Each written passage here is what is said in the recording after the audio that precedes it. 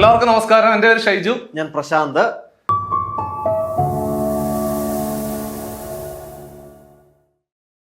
അങ്ങനെ നമ്മുടെ 2025 അവസാനത്തെ CSEB ക്ലർക്ക് കേഷ്യർ പരീക്ഷ എഴുതാൻ പോവാണ്. 3 ഘട്ടങ്ങളിലായിട്ട് നമ്മുടെ മുമ്പിലെ 3 സാധ്യതകളാണ് വരുന്നത്. ആ 3 സാധ്യതകൾ എങ്ങനെയാണ് നിങ്ങൾ പരീക്ഷാ ഹാളിലേക്ക് പോകുമ്പോൾ ഈ പരീക്ഷ എങ്ങനെയാണ് എഴുതേണ്ടത്, ആദ്യം ഓരോ പരീക്ഷകൾ കഴിയുമ്പോൾ നിങ്ങളുടെ ആത്മവിശ്വാസം എങ്ങനെ ഉയരണം എന്നുള്ള കംപ്ലീറ്റ് കാര്യങ്ങൾ നിങ്ങൾക്ക് പറഞ്ഞു തരും. അപ്പൊ സാറേ, നമ്മുടെ ചോദ്യം ഇതാണ്. അതായത് നമ്മൾ ഈ പരീക്ഷ എഴുതാൻ പോവാം. അപ്പൊ 3 സാധ്യതയാണ്. സാധാരണ ഒരു CSEB ക്ലർക്ക് കേഷ്യർ പരീക്ഷയുടെ നോട്ടിഫിക്കേഷൻ വരുമ്പോൾ ഒരു ചാൻസ് ആണ്, പിന്നെ അടുത്ത നോട്ടിഫിക്കേഷൻ നമ്മൾ വെയിറ്റ് ചെയ്യണം. പക്ഷെ ഇത്തവണ 3 സാധ്യത. അതായത് ആദ്യത്തെ പരീക്ഷ നമുക്ക് കുറച്ച് മാർക്ക് കുറവാണെങ്കിലും അടുത്ത പരീക്ഷയ്ക്ക് നമ്മൾ ആ രീതിയിൽ അങ്ങ് പഠിച്ചങ്ങ് മുമ്പോട്ട് പോയാൽ മതി, അല്ലയോ?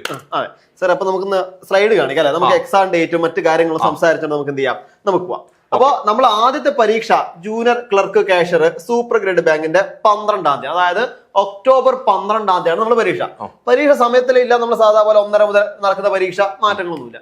ഇവിടെ നമ്മൾ ഈ സൂപ്പർ ഗ്രേഡ് ബാങ്ക് എന്നുള്ളൊരു കാര്യമുണ്ട്. അപ്പൊ അത് നമ്മൾ കഴിഞ്ഞ ഒരുപാട് വീഡിയോസിൽ പറഞ്ഞതാണ്, എന്നാൽ ചെറുതായിരുന്നു മെൻഷൻ ചെയ്യാം. കാരണം ഇവിടുത്തെ ക്വസ്റ്റ്യൻസും അതേപോലെ ഇവിടുത്തെ സാലറി സ്കെയിലൊക്കെ കുറച്ചും കൂടി എന്തായിരിക്കും, കൂടുതലായിരിക്കും. അപ്പൊ അതുകൊണ്ട് തന്നെ ബാങ്കിലെ ജോലി എന്ന് പറയുമ്പോൾ അതുമായിട്ട് ബന്ധപ്പെട്ട ആ ക്വസ്റ്റ്യൻസ് നമുക്ക് എന്തായിരിക്കും, കുറച്ച് അഡ്വാൻസ് ആയിട്ട് ക്വസ്റ്റ്യൻ നമ്മൾ പ്രതീക്ഷിക്കണം.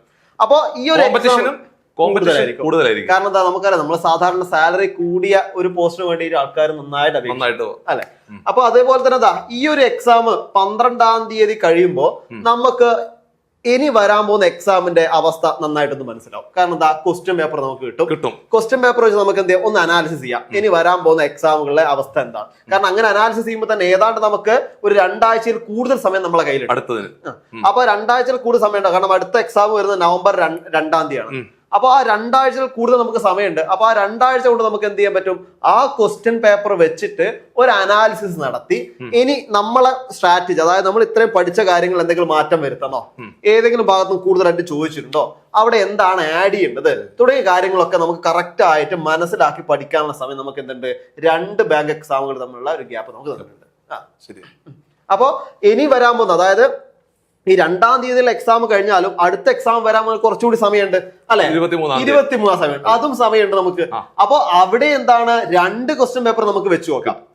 കാരണം ഇത്തവണ 3 എക്സാം ആയതുകൊണ്ട് തന്നെ നമുക്ക് എത്രയാ, കുറച്ചധികം ക്വസ്റ്റ്യൻസ് നമുക്ക് ഡിസ്കസ് ചെയ്യാൻ വേണ്ടി പറ്റും. അപ്പൊ അടുത്ത എക്സാം 23-നാണ്. അപ്പൊ അത് നമുക്ക് എന്ത് ചെയ്യാം, ഈ 2 ക്വസ്റ്റ്യൻ പേപ്പർ വെച്ച് നമുക്ക് എന്ത് ചെയ്യാൻ പറ്റും, കൂടുതലായി ഡിസ്കസ് ചെയ്യാൻ പറ്റും. അപ്പൊ അതുകൊണ്ട് തന്നെ വലിയൊരു സാധ്യതയാണ് നമ്മളെ CSEBക്ക് വേണ്ടി പ്രിപ്പയർ ചെയ്യുന്ന ഉദ്യോഗാർത്ഥികൾക്ക് ഇപ്പൊ വരുന്നത്. ഇനി നമുക്കറിയേണ്ടത് ഇതിന്റെയൊക്കെ ഒരു ഏകദേശ കട്ട് ഓഫ് എന്തായിരിക്കും, ഈ സൂപ്പർ ഗ്രേഡ് ബാങ്കുകളുടെ ഒക്കെ ഒരു ഏകദേശ കട്ട് ഓഫ്. അതായത് പരീക്ഷ എഴുതുന്നതിന് മുമ്പേ നമ്മൾ കട്ട് ഓഫ് ചോദിക്കാൻ പാടില്ലെന്നാ. പക്ഷെ എന്നിരുന്നാലും ഒരു ഏകദേശം പഠിക്കുന്ന ആൾക്കാർക്ക് ഒരു ആശയക്കുഴപ്പമാണ്. അപ്പൊ എല്ലാവരും പഠിച്ചുകൊണ്ടിരിക്കുമ്പോൾ ആദ്യം ചോദിക്കുന്ന കട്ട് ഓഫ്. പക്ഷെ സത്യം പറഞ്ഞാൽ നിങ്ങൾ ഇപ്പോഴേ കട്ട് ഓഫ് ചോദിക്കരുത്. പരീക്ഷ എഴുതണം, പരീക്ഷയുടെ ക്വസ്റ്റ്യൻ പേപ്പറിന്റെ നിലവാരമൊക്കെ മനസ്സിലാക്കിയ ശേഷമാണ് കട്ട് ഓഫ് ചോദിക്കേണ്ടത്. എന്നിരുന്നാലും ചോദിക്കാം, ആദ്യം നമുക്കൊന്ന് നോക്കാം. സാധാരണ ഏതെങ്കിലും ഒരു കട്ട് ഓഫ് നിർണ്ണയിക്കുക വെച്ചാൽ പരീക്ഷ എഴുതിയ ആൾക്കാരുടെ എണ്ണം, അതിന്റെ ഹാർഡ്നെസ്, ഇങ്ങനെയൊക്കെ കുറെ കാറ്റഗറിയാണ് ഉള്ളത്. അപ്പൊ നമുക്കിപ്പോ ഇവിടെ സൂപ്പർ ഗ്രേഡ് ബാങ്ക് നമുക്ക് കഴിഞ്ഞ CSEB എക്സാമിന് വരെ ഏതാണ്ട് 80-നടുത്തോളം കട്ട് ഓഫ് അല്ലേ, 80-നടുത്തോളം. അപ്പൊ എനിക്ക് തോന്നുന്നു അതേപോലെ ഈ ഒരു സൂപ്പർ ഗ്രേഡ് ബാങ്കിന്, അതായത് 1-ാമത്തെ പരീക്ഷയ്ക്ക് നമുക്ക് 80-ന് മുകളിൽ മാർക്ക് വാങ്ങണം, നമ്മളൊരു സെക്യൂർ സേഫ് ആവും. കൈയും കെട്ടി വീട്ടിലിരിക്കുക. 80-ന് മുകളിൽ മാർക്ക് എന്ത് ചെയ്യാം, മാക്സിമം നിങ്ങൾ സ്കോർ ചെയ്യാൻ വേണ്ടി ശ്രമിക്കുക. അതാണ് നമ്മൾ ആദ്യം ചെയ്യേണ്ടത്. അതാണ്. പിന്നെ ബാക്കിയുള്ള പരീക്ഷകളൊക്കെ അത് താഴെ വരത്തുള്ളൂ.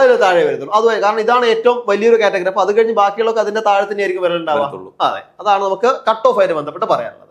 പിന്നെ നമ്മുടെ ടൈപ്പിസ്റ്റിന്റെ പരീക്ഷ അതിന്റെ തലേദിവസം 11-ാം തീയതി ടൈപ്പിസ്റ്റിന്റെ പരീക്ഷ. അതുകൊണ്ട് കാരണം അതിനും അപ്ലൈ ചെയ്ത ആൾക്കാരുണ്ടാവും. അപ്പോൾ എക്സാം 11-ാം തീയതിയാണ് വരുന്നത്. സമയം നിങ്ങൾക്ക് അറിയാം. അപ്പൊ ടൈപ്പിസ്റ്റിന്റെ ക്ലാസ്സിനനുസരിച്ച്, അതായത് ടൈപ്പിസ്റ്റിന്റെ സിലബസിനനുസരിച്ച് നിങ്ങൾ കൂടുതൽ കമ്പ്യൂട്ടർ ബേസ്ഡുള്ള കാര്യങ്ങൾ അതിനകത്ത്. അപ്പൊ അതും കൂടി നിങ്ങൾ എന്ത് ചെയ്യുക, മാക്സിമം നോക്കിയിട്ട് അതിന് വേണ്ടി നന്നായിട്ട് പ്രിപ്പയർ ചെയ്യാൻ വേണം. അപ്പൊ ചുരുക്കി പറഞ്ഞാൽ 2025 അവസാനം നമ്മുടെ CSEB ആണെങ്കിലും PSC ആണ്. PSCയിലൊക്കെ ഭയങ്കര അവസരങ്ങളാണ്. അതിപ്പോ നമ്മൾ ഇടയ്ക്ക് പറയുന്നില്ല. പക്ഷെ എന്നിരുന്നാലും CSEBയിലെ വലിയൊരു സാധ്യതയാണ് നിങ്ങളുടെ മുമ്പിലേക്ക് വരുന്നത്. ഇനി പ്രധാനമായിട്ടും മറ്റൊരു വസ്തുത, നിങ്ങൾ പരീക്ഷ എഴുതാൻ വേണ്ടി എക്സാം ഹാളിലേക്ക് കടക്കുവാണ്. അപ്പൊ അത് നമ്മൾ എന്തായാലും എഴുതാൻ പോകുന്ന പരീക്ഷയുടെ 100 മാർക്കിലെ ചോദ്യങ്ങൾ ഏത് പാറ്റേണിലായിരിക്കും, എത്ര ക്വസ്റ്റ്യൻസ് ഉണ്ടാവും, ഇതാണ് നമ്മുടെ സിലബസ് എന്ന് പറഞ്ഞു കഴിഞ്ഞാല്. സാർ ഒന്ന് എക്സ്പ്ലെയിൻ ചെയ്യാമോ? ഞാൻ സബ്ജക്ട് വെക്കാം, മറ്റത് സാർ വെച്ചാൽ സാറിന് സാർ കൈകാര്യം ചെയ്യാം. അപ്പൊ നമ്മളെ സബ്ജക്റ്റിലേക്ക് വരുമ്പോൾ നമുക്കറിയാം, ഇവിടെ ലോ വരുന്നുണ്ട്, കോർപ്പറേഷൻ വരുന്നുണ്ട്, അക്കൗണ്ടിങ്, ബാങ്കിങ്, എല്ലാം കൂടിയിട്ട് 70 മാർക്ക്. ഏതാണ്ട് നമുക്കൊരു സിംഹഭാഗം തന്നെ നമുക്ക് പറയാം അല്ലെ. വലിയൊരു ഏരിയ നമ്മൾ ഈ ഒരു ഭാഗം നിന്നാണ് വരുന്നത്. അപ്പൊ ഈ ഒരു 70 മാർക്ക് നമ്മൾ എന്ത് ചെയ്യാം, മാക്സിമം സെക്യൂർ ആക്കി വെക്കാം എല്ലാം. അതായത് ഈ ഏരിയ നോക്കെ മാക്സിമം ക്വസ്റ്റ്യൻസ് വർക്ക്ഔട്ട് ചെയ്ത് മാക്സിമം ക്വസ്റ്റ്യൻസ് വർക്ക്ഔട്ട് ചെയ്തുകൊണ്ട് തന്നെ നിങ്ങൾ എന്ത് ചെയ്യുക, ഏരിയാസ് കംപ്ലീറ്റ് ചെയ്ത് മാക്സിമം നിങ്ങൾ എന്ത് ചെയ്യുക, ഈ 70 മാർക്ക് തന്നെ സെക്യൂർ ആക്കാൻ ശ്രമിക്കുക ഈ സബ്ജക്റ്റിന്റെ ബേസിൽ. സാറേ ബാക്കി എങ്ങനെയാ നമ്മളെ ബാക്കിയുള്ള ഭാഗം എന്ന് പറഞ്ഞാൽ 30 മാർക്ക്. അതെ, അതിലൊന്ന് ഇംഗ്ലീഷ്, പിന്നെ മാത്സ്, പിന്നെ വരുന്ന GK, ജനറൽ GK ആണ്. ഈ ഒരു ഭാഗം പൊതുവെ ഉദ്യോഗാർത്ഥികള് അവരെ അവസാന ഭാഗത്തേക്ക് അങ്ങ് മാറ്റി വെക്കും. അതാണ് ഇതിന്റെ മെയിൻ വിഷയം. ഈ 3 ഭാഗങ്ങളുടെ ഏറ്റവും വലിയ പ്രത്യേകത എന്ന് പറഞ്ഞാൽ അപ്ഡേറ്റുകളില്ല. അപ്പൊ നമ്മൾ എന്തെങ്കിലും ഒരു കാര്യം പഠിച്ചു കഴിഞ്ഞാല് അത് സെറ്റാണ്, പിന്നെ വേറെ ഒന്നും പ്രത്യേകിച്ച് പേടിക്കാൻ അവിടെ ഉണ്ടാവും. സോ അപ്ഡേറ്റുകൾ ഇല്ലാത്ത വളരെ പ്രധാനപ്പെട്ട 3 ഭാഗങ്ങൾക്ക് ഇതുപോലെ തന്നെ നിങ്ങൾ സമയത്തില് നല്ലൊരു സമയം അതിനുവേണ്ടി പ്രയോജനപ്പെടുത്തണം എന്നുള്ള കാര്യമാണ് മറ്റൊരു പ്രധാനപ്പെട്ട വസ്തുത എന്ന് പറഞ്ഞു കഴിഞ്ഞാൽ. അത് വളരെ ഉദ്യോഗാർത്ഥികളും അങ്ങ് തട്ടിത്തെറിപ്പിച്ചങ്ങ് പോവുക സാധാരണ ചെയ്യുന്നത്. അവസാന ഭാഗം നോക്കാൻ പറഞ്ഞിരിക്കും, അതൊരു വലിയ വിഷയമാണ്. അപ്പൊ സാർ എനിക്കൊരു സംശയം കൂടി, അതായത് ഇപ്പൊ ഈ മാത്സിന്റെ മറ്റു കേസൊക്കെ ഉണ്ടല്ലോ, അപ്പൊ ഈ ഒരു 70 മാർക്ക് കിട്ടിക്കഴിഞ്ഞാൽ ശരിക്കും പറഞ്ഞാൽ ഈ ഒരു ഏരിയ ഒരു റാങ്ക് മേക്കിംഗ് ഏരിയ തന്നെയാണ്. അപ്പൊ അത് നമ്മള് ഒരു ഉദ്യോഗാർത്ഥി, അതായത് ആദ്യമായിട്ട് എഴുതുന്ന ഒരു ഉദ്യോഗാർത്ഥി എന്ന നിലയ്ക്ക് എങ്ങനെയാണ് നമുക്ക് ഈ ഒരു മാത്സ് പോലുള്ള സബ്ജക്റ്റിനെ എങ്ങനെയാണ് ഫോക്കസ് ചെയ്തത്? മാത്സിനകത്ത് 10 ചോദ്യം, അതിനകത്ത് 5 ചോദ്യം റീസണിങ്ങും 5 ചോദ്യം മാത്സും ആണ്. ഈ മാത്സിനകത്ത് തന്നെ സത്യം പറഞ്ഞു കഴിഞ്ഞാൽ ചില ചോദ്യങ്ങള്, ചില ടോപ്പിക്കുകൾ സ്ഥിരമായിട്ട് ചോദിക്കുന്നുണ്ട്. ഇപ്പം പ്രോഫിറ്റ് ആൻഡ് ലോസ് ആണ്, ഒരു ചോദ്യം ഉറപ്പായിട്ടും ചോദിക്കും, ആവറേജ് ഒരു ക്വസ്റ്റ്യൻ ഉണ്ട്. പക്ഷെ സിലബസിനകത്ത് പറഞ്ഞ രീതിയിൽ എല്ലാ ടോപ്പിക്കുകളും കൊടുത്തിട്ടുണ്ടെങ്കിലും ഏറ്റവും പ്രധാനപ്പെട്ട ഭാഗങ്ങൾ നമുക്ക് കഴിഞ്ഞ ഒരു 3-4 പരീക്ഷയുടെ ക്വസ്റ്റ്യൻ പേപ്പർ നോക്കുമ്പോഴേ അറിയാൻ പറ്റും. ഈ അവസാനം ഓഗസ്റ്റിലെ പരീക്ഷയ്ക്ക് നമ്മൾ കണ്ടായിരുന്നു, ഏറ്റവും പ്രധാനപ്പെട്ട ഒരു 3-4 ടോപ്പിക്കുകളാണ്, അതിനകത്തുനിന്ന് സ്ഥിരമായിട്ട് ചോദ്യങ്ങൾ ചോദിക്കും. അപ്പൊ ചെയ്യേണ്ടതെന്ന് പറഞ്ഞു കഴിഞ്ഞാൽ മാത്സിനകത്ത് ഏറ്റവും പ്രധാനപ്പെട്ട ആ ഒരു ടോപ്പിക്കുകൾ കണ്ടിട്ട് അതിനകത്തുനിന്ന് ഒരു 4-5 ടൈപ്പ് ചോദ്യങ്ങൾ മാത്രം പ്രാക്ടീസ് ചെയ്താൽ മതി. അത്രേ ഉള്ളൂ. അപ്പൊ നമ്മള് വളരെ വലിച്ചു നീട്ടി പഠിക്കാതെ സാധനങ്ങൾ നോക്കി മാത്രം പഠിക്കുക. അതായത് വരാൻ പോകുന്ന സാധനങ്ങളെ ഫോക്കസ് ചെയ്തുകൊണ്ട് ഏറ്റവും പ്രധാനപ്പെട്ട ഇതൊരു പരന്ന പഠനത്തിലേക്ക് നിങ്ങൾ പോകാതെ ഇനിയുള്ള സമയം സ്മാർട്ടായിട്ട് വർക്ക് ചെയ്തെങ്കിൽ മാത്രമേ ഈ പറയുന്ന 80+ അടിക്കാൻ പറ്റത്തുള്ളൂ. അപ്പൊ അങ്ങനെ സ്മാർട്ടായിട്ട് വർക്ക് ചെയ്യണം, എന്ത് ചെയ്യണം സാറേ നമുക്ക്? അപ്പൊ നമ്മള് നമ്മുടെ ബാച്ചുമായിട്ട് ബന്ധപ്പെട്ട കാര്യങ്ങൾ പറയണം, അവിടെ നമുക്ക് എന്ത് ചെയ്യാൻ പറ്റും എന്നുള്ളതാണ്. അതെ.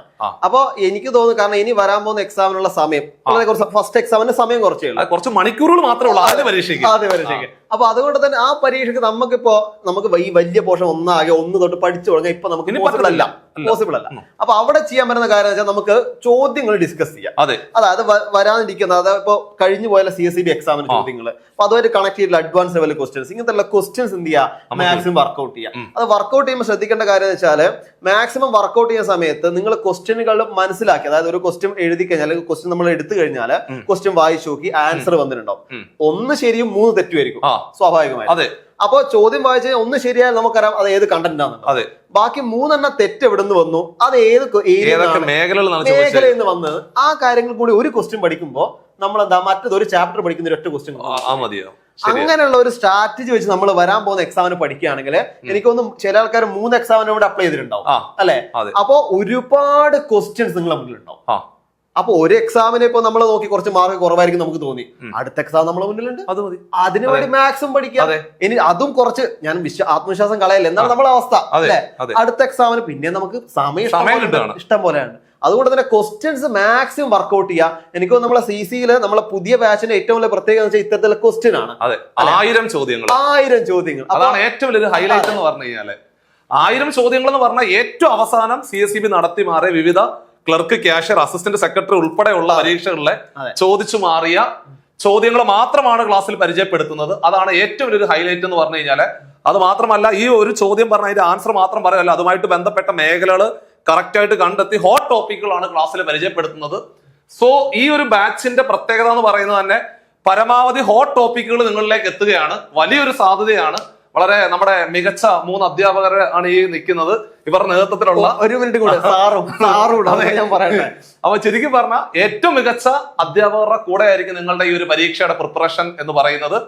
സോ ഈ ഒരു പരീക്ഷയുമായിട്ട് ബന്ധപ്പെട്ടുകൊണ്ടുള്ള കൂടുതൽ, ഈ ഒരു ബാച്ചുമായിട്ട് ബന്ധപ്പെട്ടുകൊണ്ടുള്ള കൂടുതൽ കാര്യങ്ങൾക്ക് നിങ്ങൾക്ക് ഈ ബോർഡ് നമ്പറിലെ കോൺടാക്ട് ചെയ്തുകൊണ്ട് ഏറ്റവും മികച്ച, ഇന്ന് നിങ്ങൾക്ക് കിട്ടാവുന്ന ഏറ്റവും മികച്ച ക്ലാസ്സുകളിലേക്ക് നിങ്ങൾക്ക് ജോയിൻ ചെയ്യാവുന്നതാണ്. വീണ്ടും ഓർമ്മിപ്പിക്കുകയാണ്, അതായത് 1000 ചോദ്യങ്ങൾ എന്ന് പറയുമ്പോൾ ഏറ്റവും പുതിയ 1000 ചോദ്യങ്ങളാണ്. അതായത് പഴയ 1000 ചോദ്യങ്ങളല്ല, ഏറ്റവും പുതിയ CSEB എടുത്തു മാറിയ കഴിഞ്ഞു പോയ പരീക്ഷകളിലെ ഏറ്റവും പുതിയ 1000 ചോദ്യങ്ങളും അതുമായിട്ട് ബന്ധപ്പെട്ട് വരുന്ന വസ്തുതകളുമാണ് നമ്മൾ ഡിസ്കസ് ചെയ്യാൻ ഉദ്ദേശിക്കുന്നത്. എല്ലാവരും ഈ സാധ്യത എങ്കിലും പരമാവധി പ്രയോജനപ്പെടുത്തിക്കൊണ്ട് പരീക്ഷയിൽ നന്നായിട്ട് പെർഫോം ചെയ്യാൻ വേണ്ടി പ്രത്യേകം ശ്രദ്ധിക്കുക. അതെ, അപ്പൊ ഇതൊക്കെയാണ് നമുക്ക് പറയാനുള്ളത് സാറേ. വേറെ ഒന്നുമില്ല. ഇനി എന്തെങ്കിലും നിങ്ങൾക്ക് സംശയം ഉണ്ടെങ്കിൽ താഴെ കമന്റ് ബോക്സിൽ എന്ത് ചെയ്യാം, രേഖപ്പെടുത്താം. അത് മാത്രമല്ല, നമ്മൾ 3 പരീക്ഷകൾ എഴുതുന്ന ആൾക്കാര് ഈ കമന്റ് ബോക്സിൽ ഒന്ന് പ്രത്യേകം കമന്റ് ചെയ്യുക. അതെ, സോ നമ്മൾ ഇത്ര മാത്രമേ ഉള്ളൂ, പ്രത്യേകിച്ച് വേറെ ഒന്നും പ്രത്യേകിച്ച് പറയാനില്ല. അതെ, അപ്പൊ thank you so much. Okay, by.